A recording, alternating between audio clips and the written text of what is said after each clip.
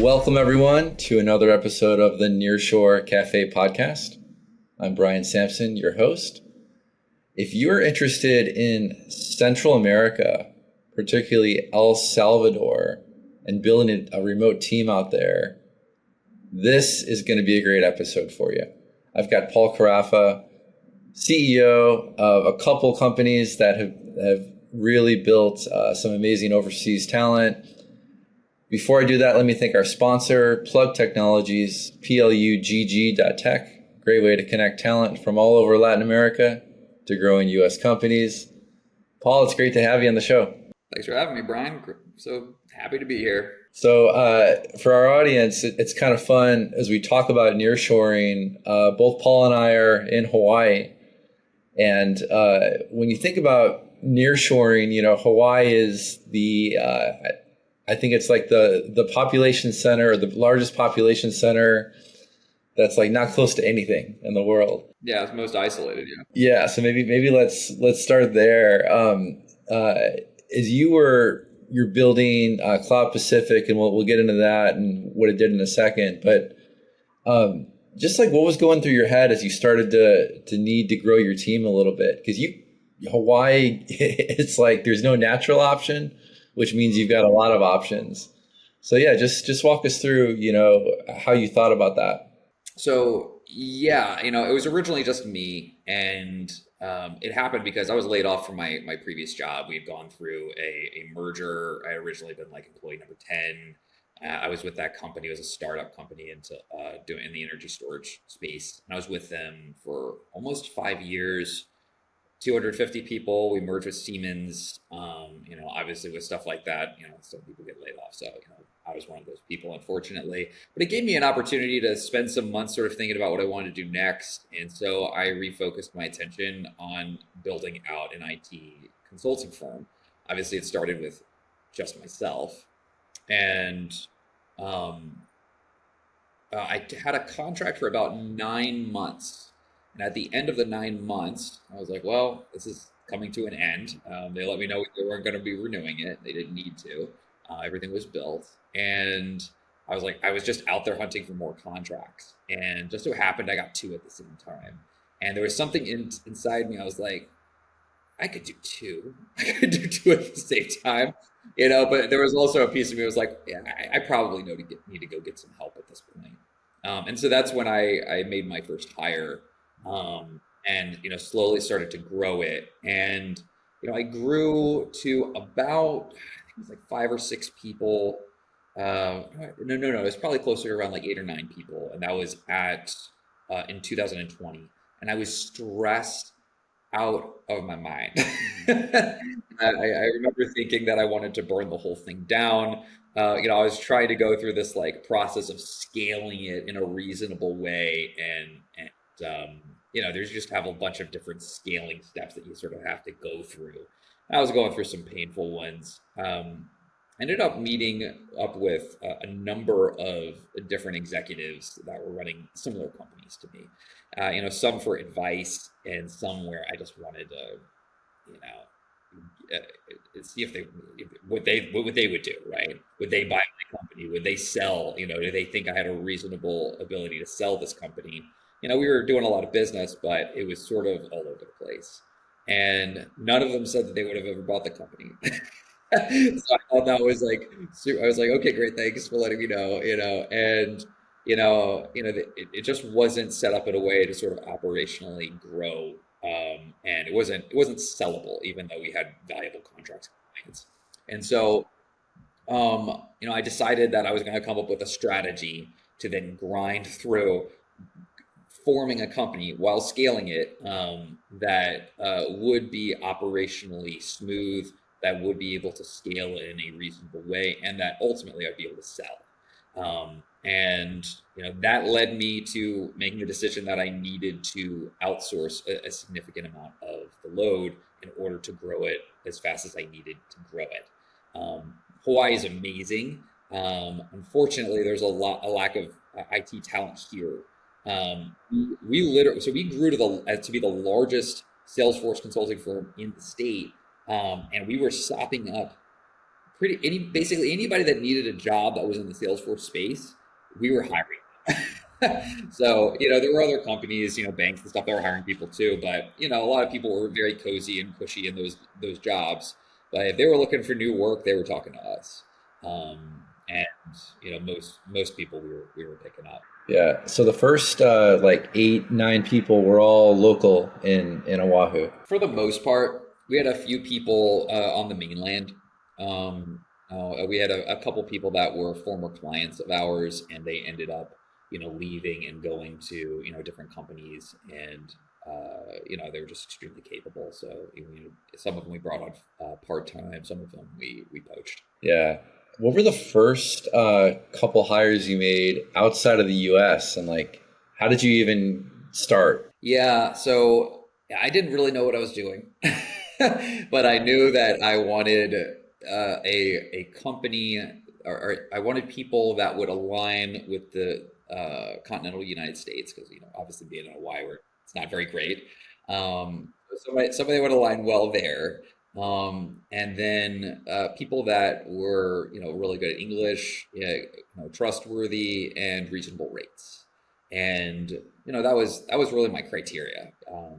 So I literally got on LinkedIn and started looking at anybody that really had a Salesforce architect or Salesforce developer title that lived anywhere in Central America or Central America, or sorry, South America or Central America.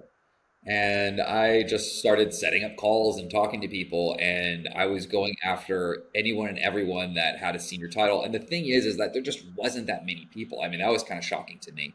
I thought there'd be a lot more people.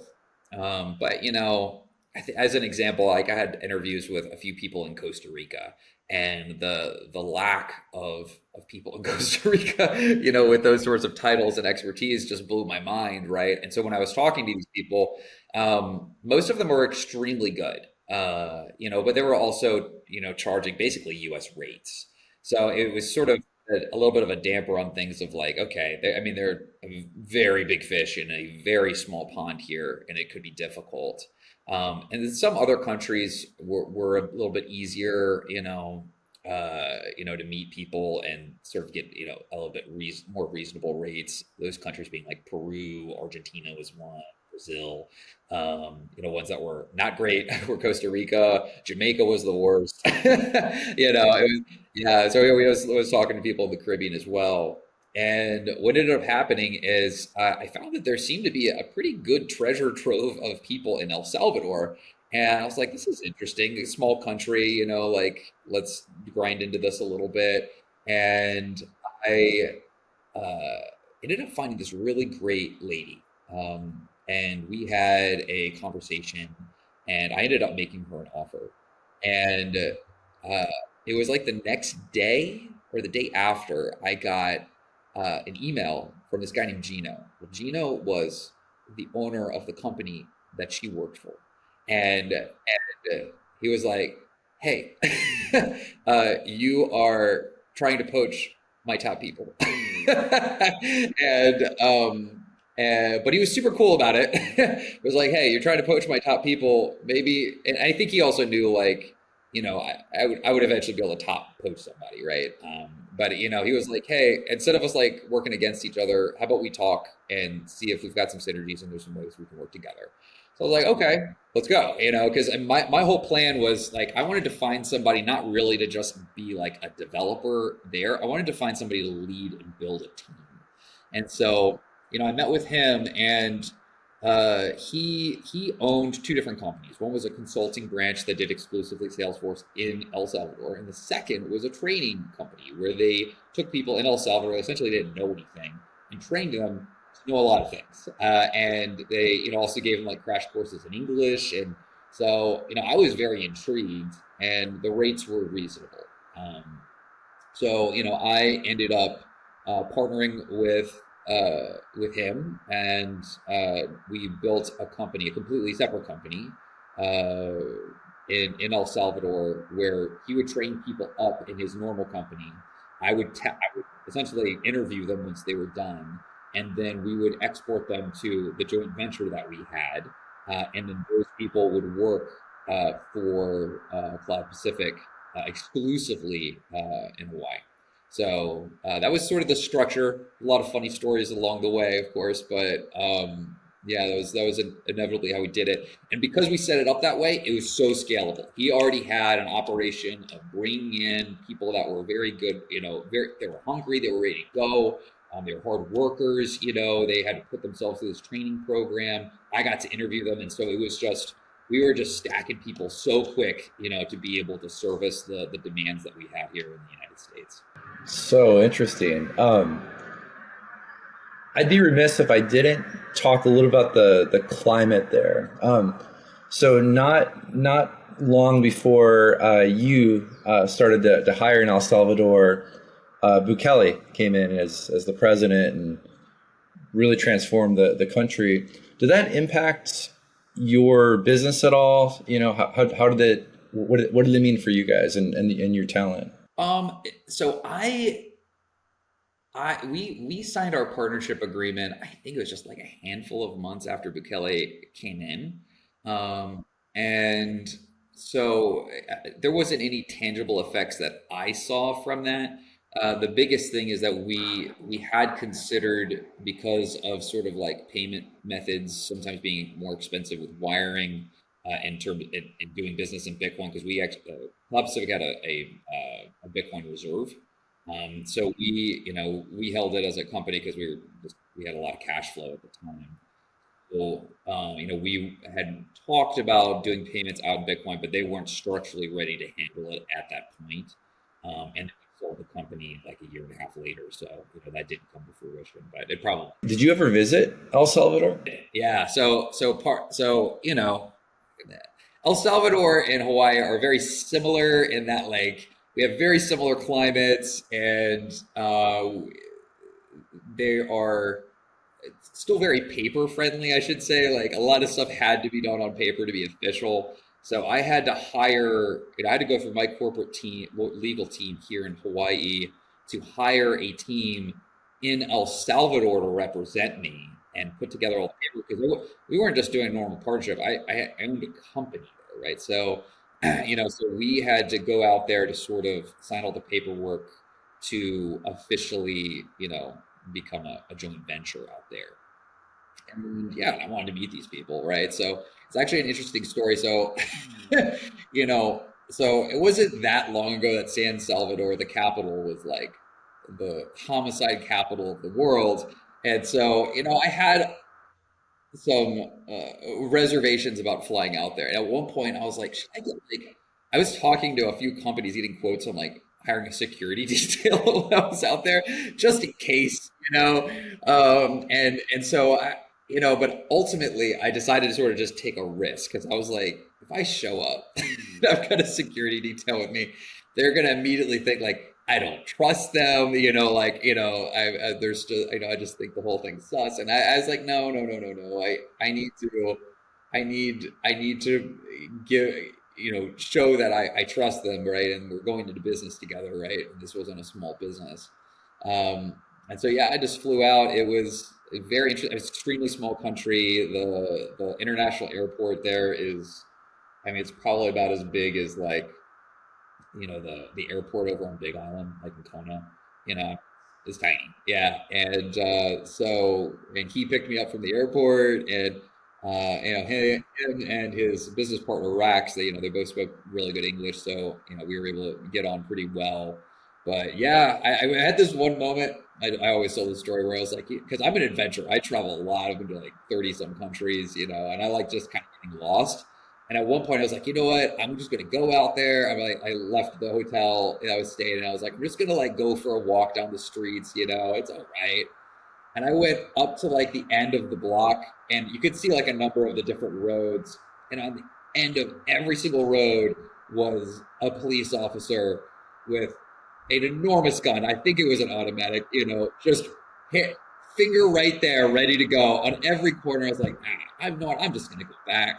But thankfully, it's the country's come so far in such a short period of time. And they were unbelievable hosts.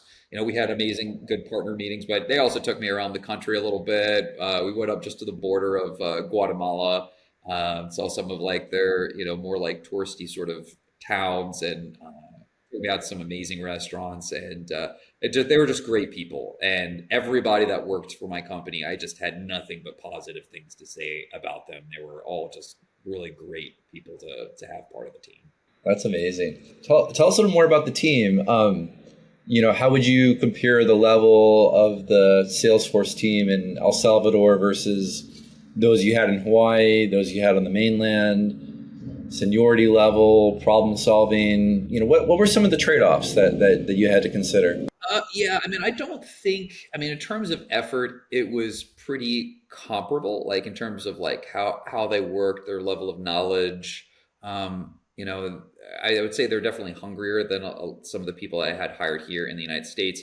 And actually, when I look back, a lot of the people I ended up hiring and keeping the most in the United States were were immigrants or first generation people in the United States. So yeah, I always found that super interesting. One was always like English. I think was probably the bigger thing. I would hire people, and um, it's not that the English was necessarily bad, but it needed to be exceptional in order for us to keep the sort of pace of work that we did and for things not to fall through the cracks. I had worked with offshore teams, not in Latin America, prior to this, and I had not had a very good experience. And it always, to me, always boiled down to the language barrier and not necessarily their ability to deliver. And with language barriers, just end up doing a lot of back and forth. And so that was the biggest trade-off. There were a couple people here and there that were borderline at the very beginning when we started working with El Salvador, where the language barrier was a little bit too bad, and we had to move on from them, which is unfortunate. But it was very apparent to us, like going forward, like this is sort of the level, and this is how we're gonna test for it and make sure that we're getting somebody that's truly proficient in the language. Culturally, is El Salvador, do they have like a technical university that was producing this talent, or were they more like self-taught and GitHub type learning? A bunch of people had like a little bit of self-teaching, but there's they don't have they've got a university there, but the big one was that there was a company set up to produce them. It was basically a factory to produce talent, and there, I don't know if he's expanded outside. Well, he's expanded a little bit outside of Salesforce, but there was just such a demand for so many years for talent that it just made sense to do so. And one of the things that I forgot to mention is, like, I made it a priority of my company to actually go for more junior level people, so to really fit well. And I did the same thing here in the United States. One, yes, there's cost, but if you knew how to effectively interview them, and I had a very effective interview process, you could find someone that was more junior, that had less experience, but was exceptionally capable. And, so that was sort of the direction that I took it. And just back to the language and maybe the tools, were you guys doing more like written Slack and Jira type stuff, or were there a lot of Zoom calls? And how did you guys think about managing and across countries and oceans? Yeah, we worked pretty much exclusively on Slack. So each of we were running 6 different development teams by the time I left. Each of them had their own Slack channels, and then each of the companies that each of our clients had their own Slack channels as well, where we could communicate directly with them. So yeah, a lot of communication over Slack. That was how we did pretty much everything. We had Zoom calls every day, though, as well. We had stand-ups every single day with all of our dev teams, with the leads. And if the devs needed to be involved in client calls, then obviously they were included. So it was a little bit of each, but for the most part it was Slack based. If you're just like when you started your company, you asked others for advice. If people came to you asking for advice on how to build a team in Latin America, what are some things that you'd advise them on, counsel them on? Yeah, I mean, I think the best way to probably do it is have a strategic partner in the country. I mean, somebody that has experience in building teams out there, that's exceptionally reliable, that is fluent in the language, and that you can partner with. If I had to do it all over again, that's exactly how I would do it. It just makes everything so much more easily managed, and he was able to manage things that are just sort of more expected, like, hey, Paul, there's like a Salvadoran holiday coming up, and I'm like, oh, hey, I didn't know about this holiday, right? He's like, hey, like, it's next month, like, we should probably like let those people go for the day and be with their families. I'm like, okay, like I wouldn't have known that, right? Like those are good examples of things where like you need somebody, I think, culturally boots on the ground. Maybe not to get like immediately started, but if you're going to grow to anything of like a team of five, you really need somebody out there that can manage the camaraderie. Like he used to do like a couple parties, every year, and you bring everybody out there, and just it was good for the company. And we the entire time that we worked with them, we didn't lose a single person. So people were very happy and felt appreciated. And we haven't talked about the elephant in the room. This is all during COVID too. So was everybody on site in an office, or how did that come about? So I never had an office space. There's a co-working space called Treehouse here in Hawaii, and for like the first year and a half, I had like an office there, and then two offices, in like, or two desks in a big office, and I was trying to grow that as like our space. And eventually, I'm like, why am I spending all this money on it? It just makes zero sense to me. So we went fully remote after that, and then we would just do pauhanas. I'm sorry, what was the other part of your question? You were asking about like where we were. Oh, COVID. Yeah, I mean, running. Did you guys have an office then in San Salvador? Because you're right in the middle of COVID while you're running that. Yeah, so they had an office, but it wasn't required that anybody come in. Some days they might ask people to come in, but it was fairly rare.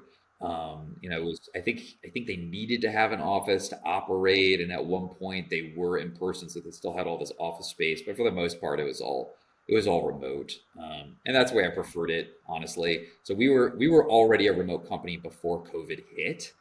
So it was not a big transition for us at all. And I didn't start this process of looking for people in a different country to like a nearshore team until 2021.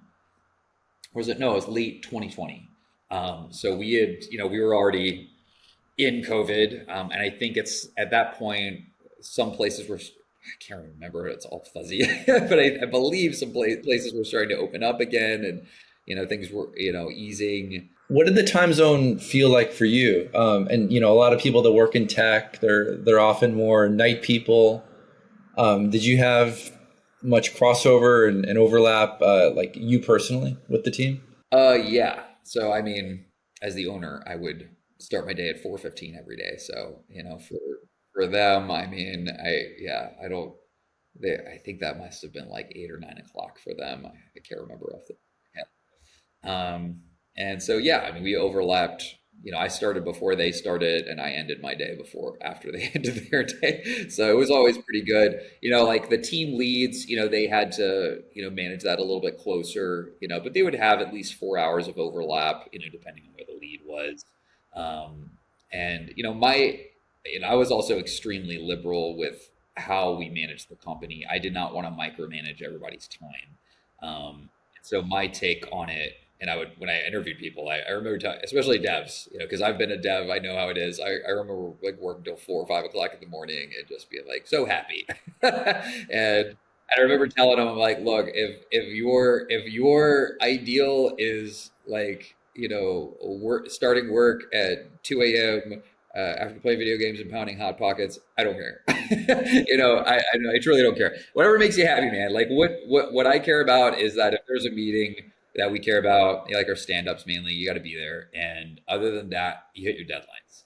That's it. and as long as you're hitting your deadlines and the volume of work we expect of you, I don't care when you do it. And everybody was super appreciative of that. We also had a lot of really good self-starters, right? And, they were able to manage their time pretty well. Back to your trips there, any particular food or anything that you'd want to comment on, share that you really enjoyed or maybe didn't? No, everything I had there, I loved. From what I understand, El Salvador is known for pupusas. I believe pupusas are or El Salvador is where pupusas came from. Somebody's going to yell at me, but this is what I was told in El Salvador. So if it's wrong, the people in El Salvador believe it. Okay. And it's basically like, it's almost like a tamale, right? So it's made of sort of the same, is it masa, I think, the corn masa, except instead of having it in like almost like a burrito sort of thing and wrapped in corn, the husk, it's flattened in almost like a pancake. So it's like a pancake with filling. And it's so funny, like literally last weekend, I'm at Costco here with my fiance and we see pupusas. And I literally tell her, I was like, this is exactly the same as like they're known for it in El Salvador. I was like, let's get it. And we got them and they're amazing. So yes, pupusas. Yeah. You can get them on the street or you can go to like a really nice restaurant. They'll have like gourmet pupusas that you can order. He took me to this place like on top of one of the mountains or the crater there or mountain, I can't remember, that kind of overlooks San Salvador. Beautiful, beautiful view. And yeah, we ordered a ton of pupusas. Tell us more about what you're working on today, Paul. One of the problems that I saw in the last 12 years being in the Salesforce industry, and certainly when I owned Cloud Pacific, was that the customer service experience that platforms have, and this is not just Salesforce, but other ones, AWS, Azure, so on and so forth. They're just not really that great. I mean, once a monopoly platform sort of locks you in, their want to sort of invest money that's sort of they're just dropping down the drain to service your concerns or answer your questions is not something. They just don't put a lot of money into it. And so they all kind of suck. And so, I came into it sort of saying, like, let's create something different. So I founded a new company this year called AdminNow, and it's a digital marketplace that helps companies that are using complex systems like Salesforce or AWS get real-time video IT support. So you can imagine you're, a Salesforce administrator, you're a Salesforce guru, you are the team at like an SMB that you're working at. And very often you have issues that come up that you just don't have answers to. You don't know how to fix it. These could be critical issues, fire drills that need to be taken care of. And so, there's just not a lot of support out there in order to get these things resolved. Really, your options are to go to Salesforce and fill out their very, very long form, and 2 days later, they'll get you in touch with a junior agent that barely knows what they're talking about. Or you can go on a forum and beg, and neither of these options are great. So, with our site, all you do is you go to our site, you put in your issue, you submit it, and you get instantly connected to an expert via video. You can screen share to resolve your issues. Most problems are resolved in 20 minutes or less. We're building out a 24/7 network so that you have access whenever you need it. There's no contracts. It's pay as you go. For our B2C offering, we have a B2B offering coming out, but for B2C, just pay as you go, use it when you want. And the people that have used it so far have really loved it. That's awesome. If anybody's listening that's interested in that, where would they find you? Yeah, you can go to adminnow.io. You can also follow us on Instagram. That's at adminnow.io. And we are on LinkedIn. You can look us up at AdminNow, all one word. And 2 N's. Are you also recruiting Salesforce developers? And if so, any particular parts of the world? So we are pulling in people globally because we are trying to create a 24/7 global network. So anybody that is interested, that speaks fluent English, that has exceptional Salesforce skills, we're looking for you. It's basically the Uber of IT support. That's what we're building. So, we do not hire anybody direct, but you can go and join our wait list to join as a contractor to start providing services. We're working our way through our wait list now, bringing people on to service our customers. So yes, and hopefully through this next quarter, we'll be through our contractor list. If we can get through it, it's pretty extensive. So we'd love some more people and more interest. Awesome. Love it. Well, Paul, this has been really great hearing about your experience. Like I said, first person ever in Hawaii to be on the podcast. I think that's awesome. And wow, what a journey in El Salvador. That's super interesting. Everyone, this is the Nearshore Cafe podcast and sponsored by Plug Technologies, plugg.tech. Great way to connect talent from all over Latin America, including El Salvador, with U.S. companies. Thanks again for listening. Thanks, Paul, for being a guest. Thanks for having me. Aloha.